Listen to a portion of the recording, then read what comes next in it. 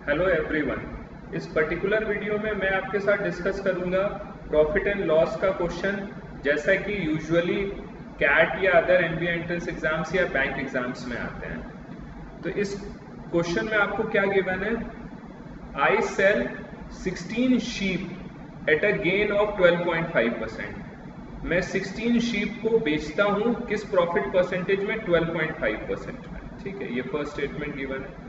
And 20 more at a certain gain percentage, और 20 मोर sheep को मैं बेचता हूं at a certain profit percentage पे। वो आपको परसेंटेज गिवन नहीं है, 20 को मैंने किस प्रॉफिट परसेंटेज में बेचा। If I gain 25% on the whole, अगर मुझे टोटल मतलब 16 प्लस 20 36 शीप को बेचने में जो टोटल प्रॉफिट का परसेंटेज हुआ है वो है 25% on the whole. How much percent gain did I make on the latter number, मतलब जो मैंने 20 शीप को बेचा था वो किस प्रॉफिट परसेंटेज पे बेचा था, ये मुझे फाइंड आउट करना है। तो आप सबसे पहले देखो कि 16 शीप को अगर आपने 12.5% प्रॉफिट परसेंटेज पे बेचा था तो आपको प्रॉफिट कितना हुआ होगा? आप एक शीप का कॉस्ट प्राइस मान लो से x।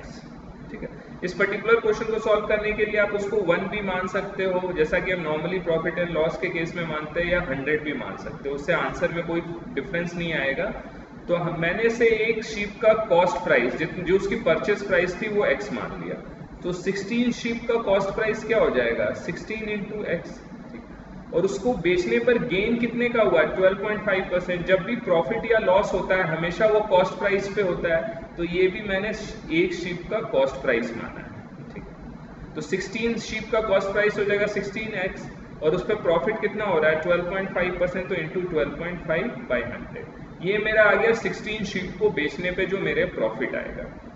नेक्स्ट है 20 मोर शीप को एक सर्टेन गेन परसेंटेज पे बेचा है, तो 20 शीप का कॉस्ट प्राइस कितना होगा? 20 इंटू एक्स। एक का कॉस्ट प्राइस x है तो 20 का 20 इंटू एक्स हो जाएगा।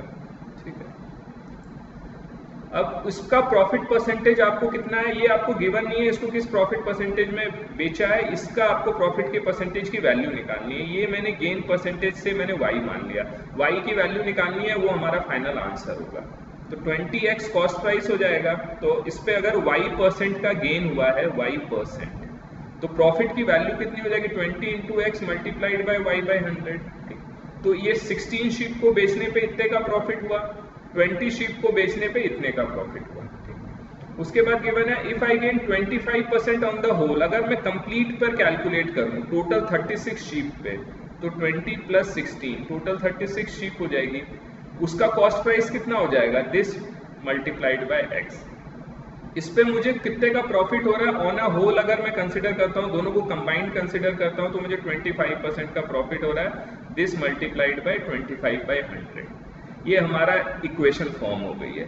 इससे देखो x कैंसिल हो जाएगा। इस पर्टिकुलर केस में अगर x की जगह मैं 1 भी लेता तो कोई फर्क नहीं पड़ता, अगर 100 भी लेता तब भी 100 हर जगह से कैंसिल हो जाता। ठीक है, तो मैंने जनरल x एज्यूम कर लिया। अब इसको अगर आप सॉल्व करोगे 100 से 100 हर जगह से कैंसिल हो गया, तो मेरे पास आ गया 16 इंटू 12.5 को मैंने लिख दिया 125/10 plus 20y is equal to 36 into 20। ये मेरे पास रिलेशन आ गया। अगर आप 5 से कैंसिल करोगे ये 5 हो जाएगा, ये 4 हो जाएगा, ये 5 से किया तो 25 हो जाएगा। ठीक है, 2 से कैंसिल किया ये 8 हो गया, ये 5 हो गया, 5 से कैंसिल किया ये 5 हो गया। फर्दर मैं 4 से कैंसिल कर सकता हूँ, 2 हो गया, ये कैंसिल हो गया, ये 9 हो गया। तो मेरे पास फाइनल क्या आ गया? 10 plus y is equal to 45। तो y की वैल्यू क्या आ गई? 35%। तो हमारा फाइनल आंसर क्या हो गया? 35%, फोर्थ ऑप्शन हो गया। तो ये एक बहुत ही बेसिक क्वेश्चन था जो प्रॉफिट एंड लॉस का जैसा फ्रेम हो सकता है ये। और कैट और अदर एमबीए एंट्रेंस एग्जाम की बात करूं या बैंक एग्जाम्स की बात करूं, उसमें profit and loss of percentages एक बहुत ही कॉमन टॉपिक है। इसके यूजुअली 4-5 क्वेश्चंस किसी ना किसी तरीके से फ्रेम होकर हर बार आते हैं। तो मैं अपने सब्सिक्वेंट वीडियोस में भी ज़्यादा से ज़्यादा इस टॉपिक के क्वेश्चंस कवर करूँगा। तो अगर आप मेरे सारे वीडियोस के नोटिफिकेशन चाहते हैं, अपडेट्स चाहते हैं, तो आप मेरे चैनल को सब्सक्राइब करें।